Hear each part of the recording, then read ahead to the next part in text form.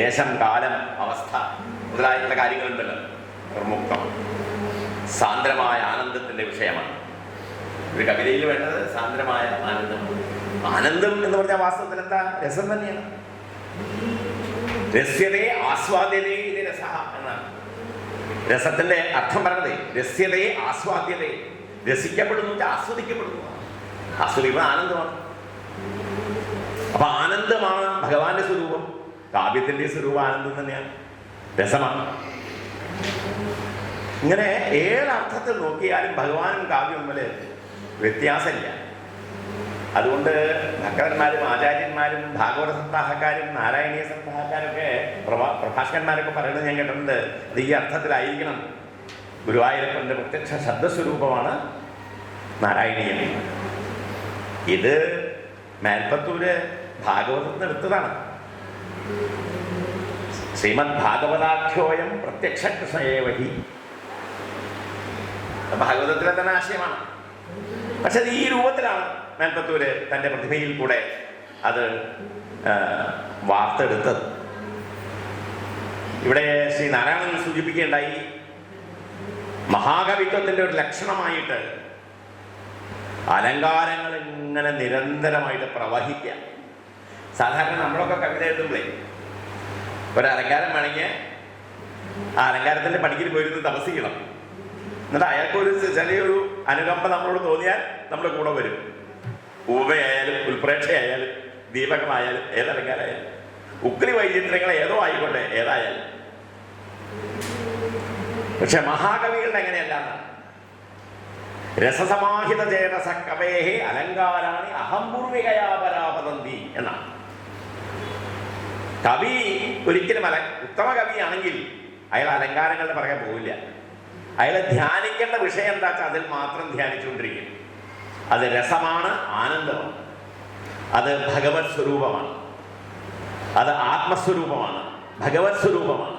ഗുരുവായൂരപ്പനെ തന്നെ ഇങ്ങനെ നോക്കിയിരുന്നുകൊണ്ട് ഭഗവാനാണ് അകത്തും പുറത്തും മുഴുവൻ. ഒരു വെള്ളത്തിൽ വീണ ഒരാളുടെ കഥ പോലെ, ഒരു വെള്ളത്തിൽ വീണാൽ അയാളുടെ അകത്തും പുറത്തും മുഴുവൻ വെള്ളമായിരിക്കും, അല്ലേ? അന്തഃപൂർണോ ബഹിപൂർണ പൂർണ്ണകുംഭ ഇവ അർണവേ എന്ന് പറയും. സമുദ്രത്തിൻ്റെ കുടം പോലെയാണ്. സമുദ്രത്തിൽ കുടം താത്തിയിട്ടാൽ അതിൻ്റെ അകത്തും പുറത്തും മുഴുവൻ വെള്ളം. അതുപോലെ മേൽപ്പത്തൂരിന് കാവ്യരചനയുടെ നാരായണീയ രചനയുടെ സമയത്ത് പൂർണ്ണമായും ഭഗവാൻ അകത്തും പുറത്തും ഇങ്ങനെ മുഴുവൻ വ്യാപിച്ചിരിക്കുക. വിഷ്ണുപുരാണത്തില് ഒരു വളരെ മനോഹരമായ ഒരു രംഗമുണ്ട്. ഒരുപാട് രംഗങ്ങളുണ്ട്, അതിൽ ഒരെണ്ണം ഞാൻ പറയാണ്. അത് മേൽപ്പത്തൂര് വളരെ ഭംഗിയായിട്ട് സംഗ്രഹിച്ച്, ഭാഗവതം സംഗ്രഹിക്കുന്നതിനൊപ്പം തന്നെ മറ്റ് പുരാണങ്ങളിലുള്ള നല്ല സ്വാദുള്ള സാധനങ്ങളെല്ലാം തിരഞ്ഞെടുത്ത് അതെല്ലാം തൻ്റെ കാവ്യത്തിന് വിഷയമാക്കിയിട്ടുണ്ട് മേൽപ്പത്തൂര്. ഒരു ഗോപസ്ത്രീ യമുന തീരത്ത് ഒരു രാത്രിയിൽ നിലാവ് പരന്നൊഴുകി, ഫ്ലഡ് ലൈറ്റ് ഇട്ട പോലെ നിലാവ് പരന്നൊഴുകി ഇരിക്കുന്ന സമയം മണൽ ഇട്ട് മണൽത്തിട്ടിൽ രാസനൃത്തം നടന്നുകൊണ്ടിരിക്കുകയാണ്. അപ്പോൾ അനേകായിരം ഗോപസ്ത്രീമാരുണ്ട്. ഇവരൊക്കെ സുന്ദരിമാരായി ഇവരൊക്കെ നൃത്തം വെച്ചുകൊണ്ടിരിക്കുകയാണ്. ഓരോരുത്തരും തോളത്ത് കൈയിട്ടുള്ളത് ഓരോ ഭഗവാന്റെ കീഴിലാണ്. അപ്പോൾ ഒരു ഭഗവാനല്ല, ആയിരക്കണക്കിന് ഭഗവാന്മാർ, ആയിരക്കണക്കിന് ശ്രീകൃഷ്ണൻ. ഈ രംഗം വീക്ഷിച്ചുകൊണ്ട് കുറച്ചപ്പുറത്ത് ഒരു ഗോപസ്ത്രീ നിൽക്കുകയാണ്. അവൾക്ക് ഇതിൽ പങ്കെടുക്കാൻ പറ്റും. ഈ രാസനൃത്തത്തിൽ പങ്കെടുക്കാൻ പറ്റാത്ത ഒരു ഗോപസ്ത്രീ എന്ന് പറയാൻ പറ്റുമോ? പണ്ട് KPC ചോദിച്ചു, ചേർപ്പിൽ ചിറ്റൂര് ഇളാനിർജ്ജനവരനെ ഓത്തൂട്ടിൽ ഉണ്ണാത്ത വിപ്രൻ ഊപ്പണ്ടാരൻ എന്നാണ്. ചേർപ്പില് അവിടെ ഓത്തൂട്ടിൽ ഊണ് കഴിക്കാൻ പറ്റാത്തൊരു ബ്രാഹ്മണനെ വിളിക്കാൻ പറ്റുമെന്ന് ചോദിക്കും. അതുപോലെ ചേർപ്പിൽ ചിറ്റൂർ ഇളാനിർജ്ജനവരനുടെ ഓത്തൂട്ടിൽ ഉണ്ണാത്ത വിപ്രൻ ഊപ്പണ്ടാരൻ എന്ന് മാത്രമല്ല, വലിയൊരു പരിഹാസം കൂടിയുണ്ട്. വൃഥാകന്ധര വിലസിത വിസ്തീർണ യജ്ഞോപവീതൻ.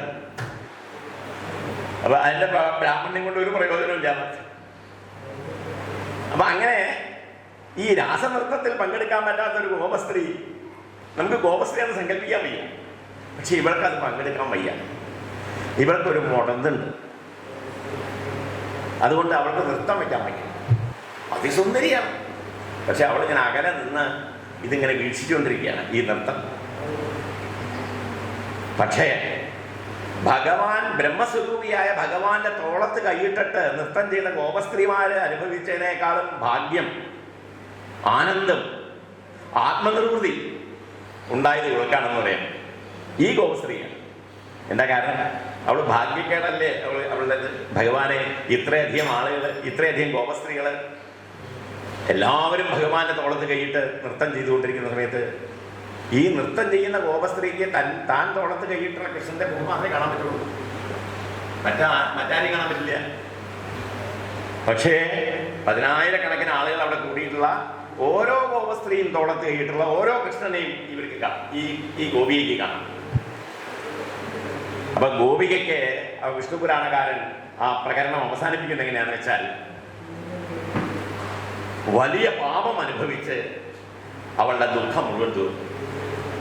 വലിയ ദുഃഖം മുഴുവൻ അനുഭവിച്ച് അവളുടെ പാപമെല്ലാം തീർന്നു. വലിയ ആനന്ദം അനുഭവിച്ച് പുണ്യങ്ങളും തീർന്നു. അങ്ങനെ പുണ്യപാപങ്ങൾ രണ്ടും നില്ലായതോടുകൂടി മോക്ഷം പ്രാപിച്ചു. അങ്ങനെയാണല്ലോ നമ്മുടെ സങ്കല്പം. പുണ്യം ഉണ്ടാവാൻ പാടില്ല, പാപം ഉണ്ടാവും. പുണ്യം ഉണ്ടായാൽ ആ പുണ്യത്തിനനുസരിച്ച് വീണ്ടും അത് അനുഭവിക്കാനുള്ള ജന്മം വേണം. പാപം ആയാലും അങ്ങനെയാണ്. ആ പാപം ബാക്കി നിന്നാൽ അത് അനുഭവിക്കാൻ വീണ്ടും ഒരു ജന്മം വേണം. അപ്പൊ ഇനി ഒരു അടുത്ത ജന്മം നമുക്കില്ലാതെ ആവുന്നത് ഈ പുണ്യപാപങ്ങൾ ഇല്ലാതെ ആവുകയാണ്. ഈ ഗോപസ്ത്രീ, ഇവിടെയുള്ള ഗോപസ്ത്രീമാരൊക്കെ മുക്തി പ്രാപിക്കുന്നതിന് എത്രയോ മുമ്പ് മുക്കുലിയുടെ സ്വരൂപനായിരിക്കുന്ന ഭഗവാനിൽ നിന്ന് മുക്കുലി ആദ്യം ഏറ്റുവാങ്ങാൻ അവസരം ഉണ്ടായത് ഈ ഭാഗ്യമില്ലാത്ത ഈ ഗോപസ്ത്രീക്കാണ് എന്ന് ഈ ഗോപസ്ത്രീയെ കുറിച്ച് വർണ്ണിക്കുന്നത്. അത് ഞാനിപ്പോൾ ഇത് വളരെ ചുരുക്കി പറയുന്നേ ഉള്ളൂ. ഇത് വലിയൊരു ക്യാൻവാസിലാണ് ഇതിനെ ഈ നൃത്തരംഗം വ്യാസൻ വിഷ്ണു പുരാണത്തിൽ അവതരിപ്പിക്കുന്നത്. ഞാൻ പറഞ്ഞു കൊണ്ടുവന്നത് ഇത് ശരിക്കും നമുക്ക് അനുഭവിക്കും. നാരായണീയത്തിലെ കുസുമഞ്ജരി വൃത്തത്തിൽ എഴുതപ്പെട്ട കേശവാസതപിഞ്ചികാവിതരി സഞ്ചലന്മകരകുണ്ടലം അല്ലെ, വേണുനാദകൃതതാനദാനകളഗാനരാഗഗതിയോജന ലോഭനീയ മൃദുപാദപാദകൃതതാളമേളന മനോഹരം പാണിസങ്കുണിത കങ്കണം ചമുഹുരം സലംബിതകരാംബുജം ശ്രോണിബിംബജലദംബരം ഭജത രാസകേളിരസഡംബരം. ഇതിലെ ഞാൻ ഈ ഒരു ശ്ലോകം ഇത് പറഞ്ഞത് ഒരു ശ്ലോകം ചൊല്ലണമെന്ന് കാര്യമില്ല. ഇത് മുഴുവൻ, ഈ പ്രകടനം മുഴുവൻ വാസ്തവത്തിൽ 5 ദശകങ്ങളുണ്ട്. രാസപഞ്ചാധ്യായി എന്നാണ് ഭാഗവതത്തിൽ പറയുക. ആ 5 അധ്യായങ്ങളെ 5 ദശകങ്ങളായിട്ടുണ്ട് ചുരുക്കിയിരിക്കുകയാണ് ഞാൻ ചെയ്തിരിക്കുന്നത്. ഇതിലെ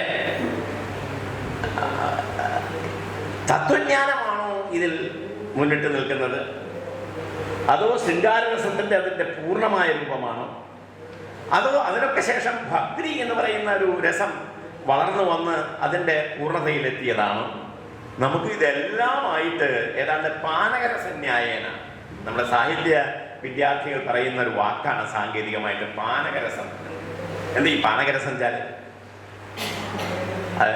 ചുക്ക്, വെല്ലം, ശർക്കര, നാളികേരപ്പാല്, ഇളനീരിൻ്റെ വെള്ളം, ഇങ്ങനെ പലതും ചേർന്നതാണ് പാനകം. പാനകത്തിന് പല സാധനങ്ങളുണ്ട്.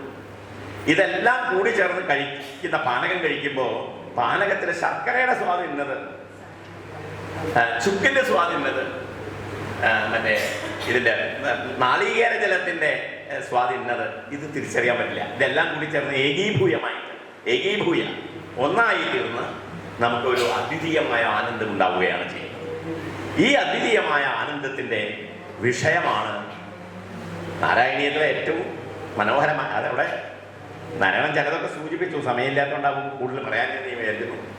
നാരായണീയത്തിലെ ശബ്ദശില്പം, അർത്ഥശില്പം, ഭാവശില്പം. എനിക്ക് രസശില്പം എന്ന് പറയാൻ ഇഷ്ടമല്ല, അതുകൊണ്ട് ഞാൻ പറയില്ല. എനിക്ക് ഭക്തി ഭാവമായിട്ട് തന്നെ നിന്നാൽ മതി. ആ ഭാവം രസത്തിനേക്കാളും വലുതാണെന്നുള്ളതാണ് എൻ്റെ അഭിപ്രായം. കാരണം കേവലം ശാസ്ത്രകാരന്മാരൊക്കെ ഭാവം മാത്രമാണെന്ന് നിഷ്കർഷിച്ചിട്ടുള്ള ഭക്തി അതിൻ്റെ ഒരു ശൃംഗാരരസം വളരുന്നതിനേക്കാളും അല്ലെങ്കിൽ ഏറ്റവും ലോകത്തിൽ പ്രചുര പ്രചാരമായ രസം ശൃംഗാരമാണ് ഭൗതിക ജീവിതത്തിൽ. ആ ശൃംഗാരത്തിനേക്കാളും വലിയ ക്യാൻവാസിൽ ഭക്തിയെ നമുക്ക് അനുഭവപ്പെടുത്തി തന്ന മഹാകവികൾ പലരുമുണ്ട്. ഭക്തകവികൾ അത് മലയാളത്തിൽ അപൂർവമേ ഉള്ളൂ, പക്ഷേ സംസ്കൃതത്തിൽ ധാരാളം നിരവധിയുണ്ട്. ഭക്തി രസായനം എന്നൊരു ശാസ്ത്രകൃതി വരെ എഴുതപ്പെട്ടിട്ടുണ്ട്.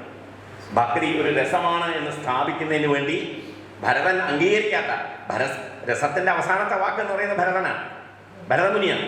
പക്ഷെ ആ ഭരതമുനിയെ പോലും ധിക്കരിച്ചുകൊണ്ട് ഭക്തി ഒരു രസമാണെന്ന്, അത് ഭാവം മാത്രമല്ല അത് രസമാണ് എന്ന് സ്ഥാപിക്കുന്ന, അതിനു വേണ്ടി എഴുതപ്പെട്ടതാണ് ഭാഗവതം, അതിനുവേണ്ടി എഴുതപ്പെട്ടതാണ് നാരായണീയം. അപ്പൊ നാരായണീയം ഭക്തിയാണോ, അതിലെ വിഭക്തിയാണോ, അതിലെ തത്വജ്ഞാനമാണോ, ഏതാണ് ഏറ്റവും മധുരം എന്ന് വെച്ചാൽ എല്ലാം മധുരമാണ് എന്നേ പറയാനുള്ളൂ. എല്ലാം മധുരമാണ്. അങ്ങനെ അലങ്കാരങ്ങളുടെ കാര്യമൊക്കെ പറഞ്ഞാൽ നാരായണീയത്തിൽ കടന്ന നമ്മളൊരു മഹാവനത്തിൽ പ്രവേശിച്ച പോലെയാണ്, ഒരു മഹാവനത്തിൽ പ്രവേശിച്ച പോലെയാണ്. ഈ യമകം മുതലായിട്ടുള്ള അലങ്കാരങ്ങളൊക്കെ ഉണ്ടല്ലോ. കവികൾ പലരും ഈ വേദിയിൽ ഇരിക്കുന്നതുകൊണ്ട് ഞാൻ പറയാണ്, ഞാനൊരു നാഹം കവി, ഞാൻ കവിയല്ല, പക്ഷേ കവികളുടെ അനുഭവത്തെ കുറിച്ച് എനിക്ക് നല്ലപോലെ പറയാൻ പറ്റും. കവികൾക്ക് ഏറ്റവും പ്രയാസമുള്ള ഒരു അലങ്കാരം എന്ന് പറയുന്നത് ശബ്ദാലങ്കാരം, യമകം എന്നതാണ്. നവപലാശപലാശവനം പുരസ്ഫുട പരാഗ പരാഗത മംഗളം, അങ്ങനെ ഒരേ വാക്ക് തന്നെ ആവർത്തിക്കുക ഭിന്നാർത്ഥത്തിൽ. അർത്ഥം വരെയായിരിക്കും, പക്ഷെ പദം ഒന്നായിരിക്കും. ഇതാണ് യമകത്തിന്റെ സ്വഭാവം. ഇത് സാധാരണ കവികൾക്ക് വളരെ ദുഷ്കരമാണ്. സാധാരണ പല കവികളും പ്രയത്നിച്ച് അവസാനത്തെ അന്തിമ ചരണത്തിൽ അവസാനത്തെ വരിയിൽ ഒരു യമകമൊക്കെ നിബന്ധിക്കും. പക്ഷെ 4 വരിയിലും യമകം കിങ്ങിണി കെട്ടിയ പോലെ, 4 വരിയിലും കിങ്ങിണി കെട്ടിയ പോലെ യമകം ഉപയോഗിക്കുന്ന മാൽപ്പത്തൂര് ഒരു വിലക്ഷണമായിട്ടുള്ള ഒരു അലങ്കാരത്തിന്റെ പ്രയോഗമായിട്ട് നമുക്ക് അനുഭവപ്പെടും. അതിന്റെ കാരണം പറയുന്നത്, വലിയ ആചാര്യന്മാർ പോലും പറയുന്നത്, അലങ്കാരങ്ങളെ നിങ്ങൾക്ക് അങ്ങോട്ട് അന്വേഷിച്ചു പോകേണ്ട ഒരു അവസ്ഥയുണ്ടാവരുത് സാഹിത്യത്തിന്. സാഹിത്യരചന, അതിൽ അലങ്കാരങ്ങൾ നിങ്ങൾക്ക് ഹൃദ്യമാകണമെങ്കിൽ ആ അലങ്കാരങ്ങൾ സ്വയമേ ഇവിടെ വന്നു ചേരണം. കവിയുടെ അടുത്ത് ഈ അലങ്കാരങ്ങൾ പറയുന്നത് അഹമഹമിതയ പരാപതന്തീന, ഓരോന്ന് ഞാൻ മുമ്പേ എന്ന് പറഞ്ഞ അലങ്കാരങ്ങൾ ഓടി മത്സരിക്കുകയാണ് കവിയുടെ അടുത്ത്. അങ്ങനെ എത്തുന്ന അലങ്കാരങ്ങളാണ് രസനിശ്ചന്തികളായ അലങ്കാരങ്ങൾ എന്നാണ്. അപ്പൊ ഇങ്ങനെ ഈ രീതിയിൽ നോക്കിയാൽ വൃത്തത്തിന്റെ കാര്യത്തിൽ ചിലതൊക്കെ ഇവിടെ സൂചിപ്പിച്ചു. ശാർദൂല വിക്രീഡതൊക്കെ നരസിംഹാവതാരത്തിലെ ശാർദൂല വിക്രീഡത്തിൻ്റെയൊക്കെ, ശാർദൂല വിക്രീഡം എന്നുള്ള പദം കേട്ടാൽ നമുക്കറിയില്ല, ശാർദൂലത്തിന്റെ വിക്രീഡിതമാണ്. വളരെ അതിന് എത്രത്തോളം രൗദ്രമാവാമോ ആ രൗദ്രത്തെ വേണ്ട പോലെ പ്രതിഫലിപ്പിക്കാൻ പറ്റിയ ശബ്ദ ശില്പമാണ് ആ ദശകത്തിൽ ഉപയോഗിച്ചിട്ടുള്ളത്. രാസനൃത്തത്തിലൊക്കെ വരുമ്പോഴോ എത്രയോ ലളിതമാണ്. കുസുമമഞ്ജരിയിൽ പറ്റിയ വൃത്തമാണ്. നൃത്തത്തിന് ഇത്രയും പറ്റിയ നല്ല ഒരു വൃത്തം വേറെയില്ല. അതാണ് കുസുമമഞ്ജരിയെ അവരെ സ്വീകരിച്ചിട്ടുള്ളത്.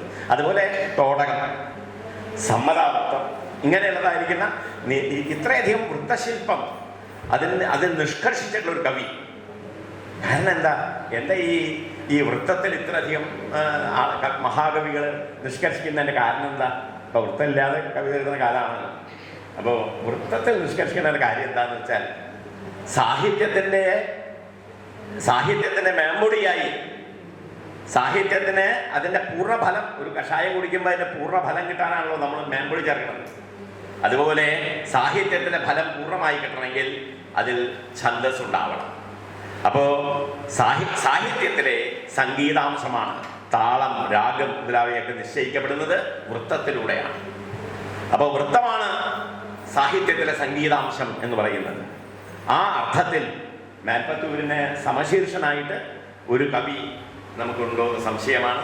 അതുകൊണ്ട് തന്നെ മേൽപ്പത്തൂരിൻ്റെ കൃതികളിൽ, പ്രത്യേകിച്ചും നാരായണീയം, അത് നമ്മളൊക്കെ വായിക്കണം ചൊല്ലുകൊണ്ട് നമുക്ക് വളരെ എഴുതാൻ തോന്നും.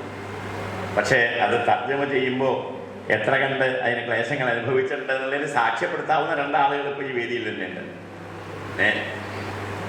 ദുഷ്കരമാണ്.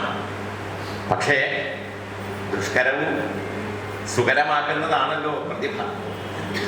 ആ പ്രതിഭ വേണ്ട പോലെ ഉണരുമ്പോൾ, അത് അനുഗ്രഹിക്കുമ്പോൾ, അത് നല്ല രചനകൾ ഉണ്ടാകുന്നു, നല്ല തർജ്ജമകൾ ഉണ്ടാകുന്നു, ഉദാത്തമായ തർജ്ജമകൾ ഉണ്ടാകുന്നു. അതിനൊരു ഉദാഹരണമായിട്ട് ശ്രീ മേക്കാടിൻ്റെ ഈ നാരായണീയ പരിഭാഷ വരും എന്നുള്ളതിൽ എനിക്ക് സംശയമില്ല. അത് പൂർണ്ണമായി വായിച്ചതിന് ശേഷം ഞാൻ മറ്റൊരു സന്ദർഭത്തിൽ അതിനെക്കുറിച്ച് നമുക്ക് സംസാരിക്കാൻ അവസരം ഉണ്ടാവുമെന്ന് വിചാരിക്കുക. എന്തായാലും ഈ ധന്യമായ ഈ മുഹൂർത്തത്തിൽ ഇവിടെ ആരെയൊക്കെ നമ്മൾ സ്മരിച്ചു, പല മഹാകവികളെ സ്മരിച്ചു. എത്ര പേർക്ക് ചാത്ത കുട്ടി നമ്മൾ ചോദിച്ചാൽ ഇന്ന് കുറേ ആളുകൾക്ക് ചാത്ത കുട്ടി അല്ലേ, ഒരുപാട് ശ്രാദ്ധ കുട്ടി. എത്രയോ പണ്ഡിതന്മാരെ കുറിച്ച് നമ്മൾ പറഞ്ഞു, എത്രയോ കവികളെ കുറിച്ച് പറഞ്ഞു. നമ്മുടെ ഋഷിതുല്യരായ, നമ്മുടെ മുമ്പേ നടന്നുപോയ, നമുക്ക് വഴികാട്ടികളായിട്ടുള്ള ആളുകൾ, അവരെയൊക്കെ സ്മരിക്കാൻ അവസരമുണ്ടായ ഈ സന്ദർഭം അതുണ്ടാക്കി തന്നത് ശ്രീ MKC മേക്കാടാണ് എന്നുള്ളതുകൊണ്ട് അദ്ദേഹത്തിനോടാണ് നമ്മൾ കടപ്പെട്ടിരിക്കുന്നത് എന്ന് മാത്രം പറഞ്ഞുകൊണ്ട് ഈ അദ്ദേഹത്തിൻ്റെ ഈ കാവ്യസമന്യ ഇത് വളരെ അനിവാര്യവുമാണ്. അതായത് ഈ പരിഭാഷകൾ ഇനിയും തുടർന്നു പോകണം. കാരണം മൂല കവിതകൾ എഴുതുന്നതൊക്കെ ആവാം, അതിൻ്റെ ഒപ്പം തന്നെ ഈ തർജ്ജമകൾ ഉണ്ടാകുന്നത് എന്താ വെച്ചാൽ സംസ്കൃതത്തിൽ ഇതുപോലെ എത്രയോ സാധാരണക്കാർക്ക് പ്രാപ്യമല്ലാത്ത എത്രയോ കൃതികൾ. ഇപ്പം ഭാഗവതം തന്നെ ആ തർജ്ജമകൾ മുമ്പ് ഉണ്ടായെങ്കിലും അക്കിത്തത്തിൻ്റെ തർജ്ജമ വന്നപ്പോഴേ നമുക്കതൊരു ഹൃദ്യമായിട്ട് കൂടുതൽ അനുഭവപ്പെട്ടു, വളരെ ഹൃദ്യമായി നമുക്ക് അനുഭവപ്പെട്ടു. ഞാൻ ദിവസവും വായിക്കുന്നതാണ് അക്കിത്തത്തിൻ്റെ തർജ്ജമ. എൻ്റെ വൈഫ് നിർബന്ധമായും വായിച്ച് ഓരോ അധ്യായം 2 അധ്യായം വായിക്കുന്ന രീതിയിലാണ്. ഞങ്ങളുടെ കുടുംബമൊക്കെ അങ്ങനെയാണ്. അതിൽപ്പെട്ട പലരും ഇവിടെ ഇരിക്കുന്നുണ്ട്. അക്കിത്തത്തിൻ്റെ മകള് ഇന്ദിരമണിയുണ്ട്, സണ്ണിൻലോ ആയിട്ടുള്ള എൻ്റെ പ്രിയ സുഹൃത്ത് തിരുവിക്രമൻ നമ്പൂതിരിപ്പാട് ഇവിടെയുണ്ട്. അപ്പം ഇങ്ങനെയുള്ള കൃതികൾ സംസ്കൃതത്തിലുള്ളത് സാധാരണ മലയാളിക്ക് മനസ്സിലാകുന്ന രീതിയിൽ അതിനെ മലയാളീകരിക്കുന്നത് വലിയൊരു സാമൂഹ്യ സേവനം കൂടിയാണത്. വലിയ രീതി നമ്മുടെ ഈ അറിവൊക്കെ സമൂഹത്തിനും കൂടി പ്രയോജനപ്പെടണമല്ലോ. അത് പ്രയോജനപ്പെടാൻ ചെയ്ത ഈ മഹായജ്ഞത്തിന് അദ്ദേഹത്തിനെ മേക്കാടിനെ എന്താ പറയുക, നമസ്കാരം അറിയിച്ചുകൊണ്ട് ഉപസംഹരിക്കുന്നു. നമസ്കാരം.